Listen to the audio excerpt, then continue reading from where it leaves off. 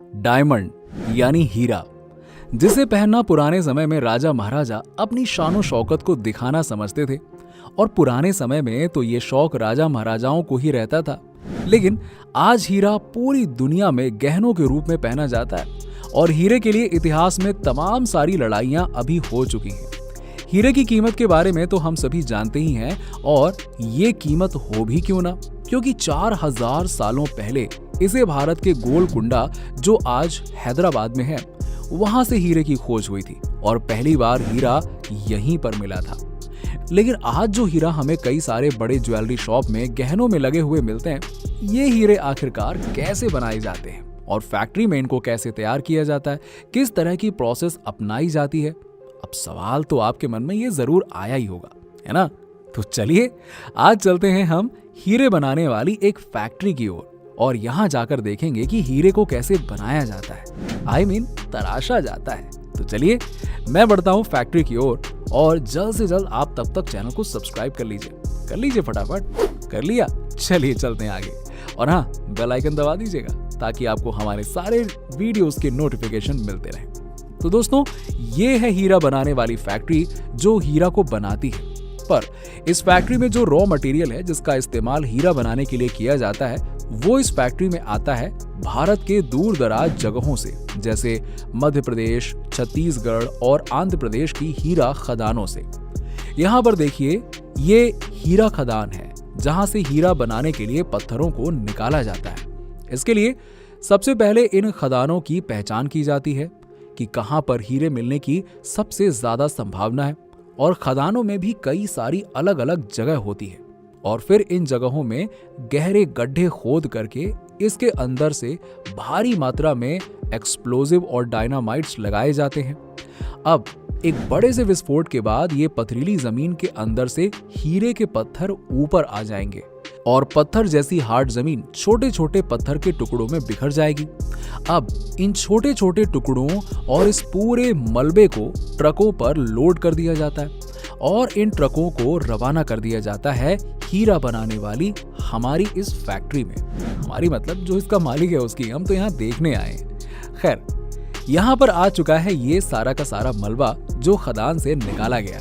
और फैक्ट्री में सबसे पहले यहाँ पर ये देखिए कैसे इन कंकड़ पत्थरों को छाना जा रहा है और इसमें से मिट्टी को अलग किया जाता है और कंकड़ पत्थरों को छान लिया जाता है। छान लेने के बाद अब आप जो ये पत्थर के टुकड़े देख रहे हैं ना, इनको कई सारे प्रोसेस से गुजारा जाएगा, जिसमें ज्यादातर प्रोसेस में इनको अलग अलग तरह के केमिकल्स के साथ इन्हें धोया जाता है और इन केमिकल्स और मशीनों की मदद से उन पत्थरों को खोज लिया जाता है जो पत्थर असल में हीरा बनाने वाले पत्थर होते हैं, यानी कि रॉ हीरा।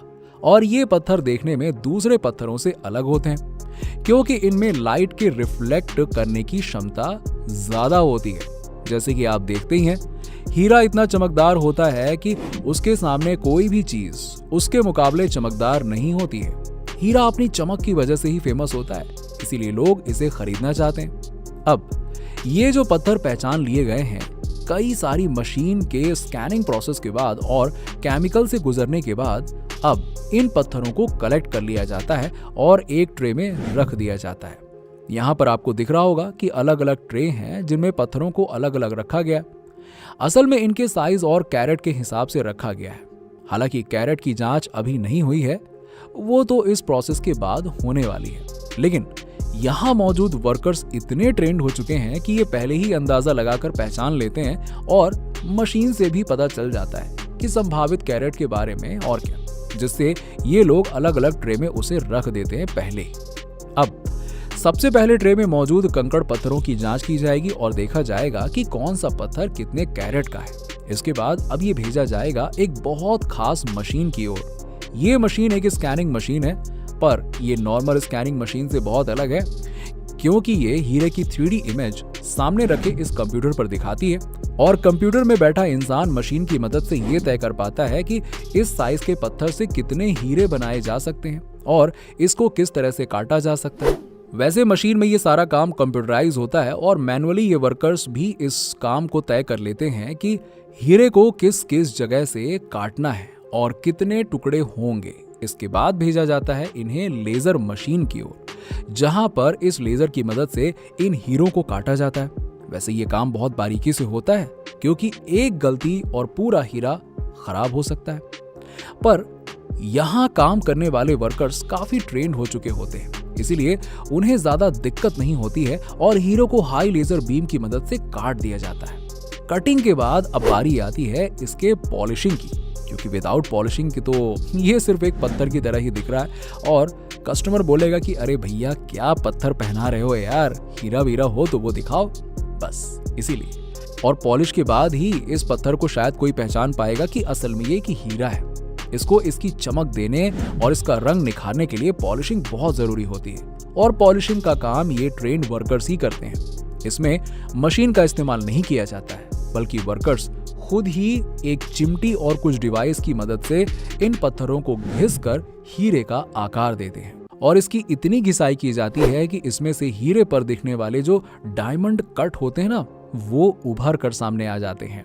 डायमंड कट की वजह से हीरा और भी ज्यादा चमकदार और आकर्षित दिखता है।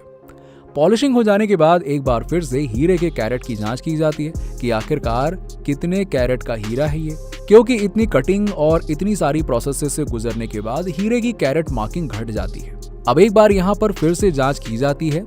हीरे की साइज और उसके कैरेट को डिक्लेयर करके एक बार हीरा इस सेक्शन से पास हो जाता है तो ये फाइनली अब मार्केट में जाने के लिए तैयार है, जो कि जल्द ही कई बड़ी ज्वेलरी शॉप और डायमंड बेचने वाली कंपनी के पास पहुंच जाएगा।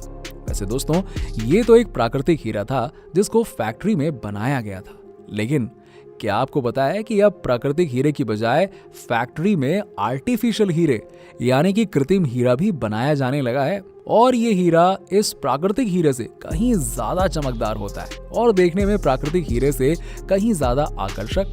पर इस आर्टिफिशियल हीरो को बनाया कैसे जाता है? दोस्तों, आर्टिफिशियल हीरा बनाने में फैक्ट्री में काफी समय और पैसा खर्च होता है, इसीलिए प्राकृतिक हीरे को बनाना ये फैक्ट्री वाले ज्यादा आसान और आरामदायक समझते हैं। पर जैसा कि आप सभी जानते हैं कि खदानों से एक ना एक दिन तो ये खनिज संपदा खत्म हो ही जाएगी। ऐसे में पहले से ही आर्टिफिशियल हीरा बनाने के तरीके को फैक्ट्री वालों ने पता लगा लिया है। खैर, आर्टिफिशियल हीरा कैसे बनता है, आइए अब आपको दिखाता हूँ। यहाँ पर ये फैक्ट्री है जहाँ पर आर्टिफिशियल हीरा बनाया जा रहा है। यहाँ पर ये लोग सबसे पहले एक ऐसे पत्थर को लेते हैं जो शायद अगर धरती के नीचे कुछ और टाइम तक दबा रहता और इस पर हाई टेम्परेचर और हाई प्रेशर क्रिएट होता तो ये हीरा बन जाता, लेकिन ये नहीं बन सका क्योंकि इसको पहले ही निकाल लिया गया था। और हीरे को बनाने के लिए सबसे जरूरी होता है हाई टेम्परेचर और प्रेशर, क्योंकि हीरा वो एक कार्बन कंपाउंड है जिसमें सिर्फ कार्बन होता है, कार्बन के अलावा और कुछ भी नहीं होता है। और प्राकृतिक रूप से जब धरती के 160 किलोमीटर नीचे ये कार्बन कंपाउंड में कार्बन के मॉलिक्यूल्स आपस में एक दूसरे से बहुत खास तरीके से जुड़ जाते हैं और उस पर हजारों डिग्री सेल्सियस का टेम्परेचर और दबाव पड़ता है, तो एक हीरा प्राकृतिक रूप से बन जाता है। और इसी सिद्धांत का इस्तेमाल करके फैक्ट्री में भी आर्टिफिशियल हीरा तैयार किया जाता है, जिसके लिए ये वो पत्थर जो गलती से प्राकृतिक हीरा बनते बनते रह गया था, उस पत्थर को ये एक लेजर से एक छोटे से टुकड़े के रूप में काट देते हैं और इस टुकड़े को घिसकर प्लाज्मा रिएक्टर मशीन में रख दिया जाता है। प्लाज्मा रिएक्टर मशीन के अंदर धरती के 160 किलोमीटर नीचे जैसी परिस्थितियां आर्टिफिशियल तरीके से पैदा की जाती हैं, जिसमें टेम्परेचर को सूरज के लगभग बराबर पहुंचा दिया जाता है और प्रेशर इतना ज्यादा होता है कि इस प्रेशर में मेटल भी अपनी अवस्था को छोड़ दे। हाई टेम्परेचर और हाई प्रेशर देकर इन टुकड़ों को 10 से 12 हफ्तों के लिए इस मशीन में छोड़ दिया जाता है और मशीन के अंदर मीथेन और हाइड्रोजन गैस को भी रिलीज किया जाता है। 10 से 12 हफ्तों के बाद इस टुकड़े के चारों ओर कार्बन जमना शुरू हो जाता है और टुकड़े का साइज लगभग 4 गुना बढ़ जाता है। इसके बाद जब ये लोग देखते हैं कि टुकड़े के चारों ओर कार्बन जम चुका है, जो कि प्योर कार्बन है, तब इस टुकड़े को मशीन से बाहर निकाला जाता है और एक लेजर की मदद से टुकड़े के चारों ओर जमे हुए कार्बन को निकाल लिया जाता है। अब इस निकले हुए कार्बन की कटिंग और पॉलिशिंग की जाती है, जैसे कि नेचुरल हीरे की गई थी। इसकी पॉलिशिंग करके इसको चमकदार बनाया जाता है और फिर इसमें भी कैरेट और साइज की जांच होती है। इस तरह से फैक्ट्री के अंदर एक आर्टिफिशियल हीरा बनकर तैयार किया जाता है, जो काफी कॉस्टली होता है। इसीलिए आर्टिफिशियल हीरे ज्यादा नहीं बनाए जाते हैं। पर दोस्तों, क्या आपको पता है कि आर्टिफिशियल हीरे के अलावा यूरोप में कई सारी कंट्रीज में मरे हुए लोगों से भी हीरा बनाए जाने की प्रोसेस शुरू की गई है। सुनकर आपको थोड़ा बुरा लग रहा होगा, लेकिन इसके पीछे का फैक्ट बुरा नहीं है। असल में किसी का कोई प्रियजन गुजर जाता है तो ऐसे में उस इंसान को अपने साथ जिंदा रखने और भावनात्मक रूप से उससे जुड़े रहने के लिए यूरोप में मरे हुए लोगों से हीरे को बनवा लिया जाता है। जी हाँ, और इस प्रोसेस में काफी पैसा खर्च होता है, पर प्रोसेस हीरा बनने के उसी सिद्धांत पर आधारित होता है, प्योर कार्बन, हाई प्रेशर और टेम्परेचर।